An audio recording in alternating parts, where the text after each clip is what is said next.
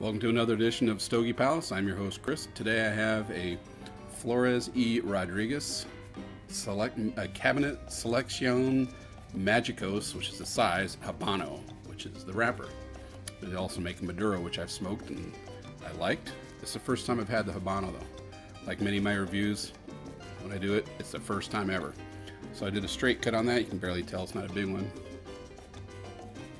Got a cocoa and peppery taste to it there. Good draw. Not a whole lot of smell coming off the wrapper itself. A little barnyardy. Nice looking wrapper though. So I will get this thing going here. So this is a 5x52 robusto, rated as medium in strength. This has been sitting in my humidor for 8 months. I got it for a big $1.40 on Cigar bid.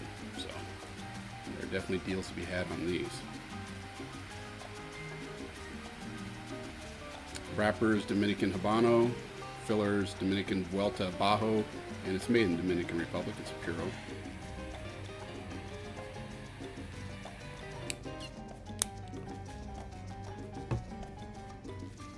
Nice right off the bat.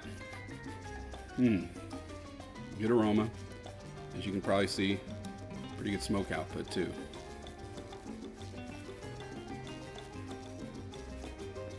Nice draw.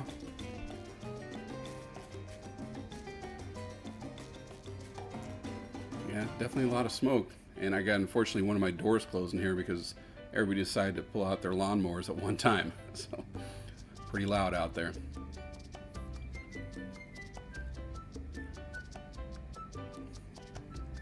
Very nice start.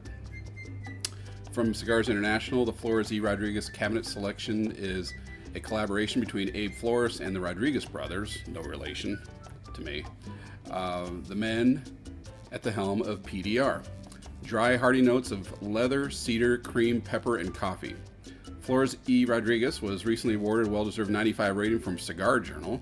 The reviewers noted a nutty mixture with milk and cinnamon, fresh mint, and eucalyptus, to which are added earthy, roasted, and leathery aromas. That's a whole lot of flavors there. Spicy notes contrast with the fine sweetness of nougat, and the creamy smoke is enhanced by a gentle acidity. This is the epitome of harmony and variety, a medium-bodied cigar.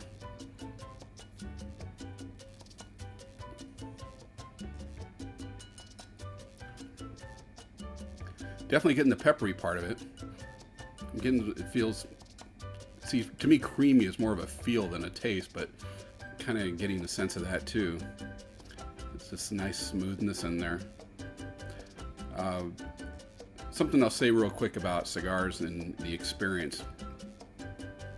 I bought a whole bunch of these, the Maduro ones, because me and my family, 3 generations of my family, were going to be out in Vegas celebrating multiple birthdays, milestone birthdays.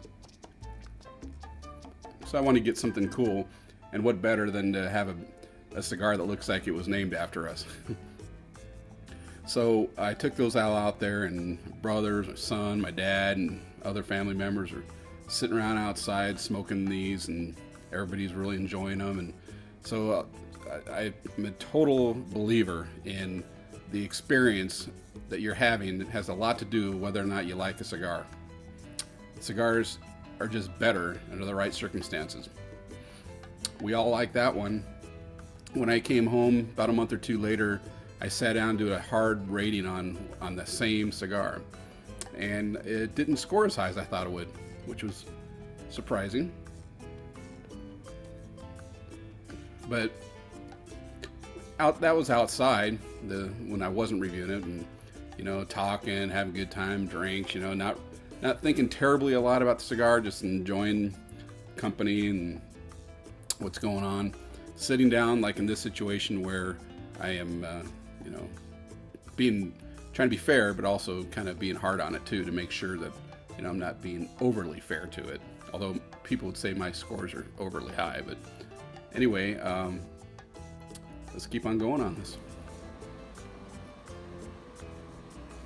About a third of the way in about 20 minutes. Ash is holding on great. Nice construction on this. No change at all on the draw, which has been perfect. The smoke output, which is great. Flavor-wise, I got one little tinge of bitterness there. Lasted only one puff, went away real quick. But otherwise, it's been smooth. No change really that I can discern in the flavors, which I read in a couple reviews that not totally one-dimensional, but not any massive changes though from beginning to end. But can't complain about the construction. That is nice. Good burn line.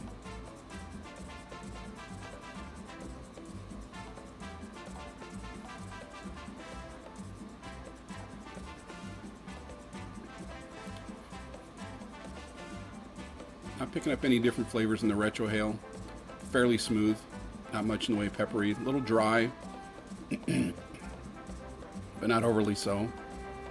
Not much of a finish. A little slight finish in there, but didn't last too long. So far I like it. Good cigar. About halfway in, about 45 minutes. It's still doing perfectly. Nice even burn. The ash, the first third, it fell off on its own. Nice big chunk.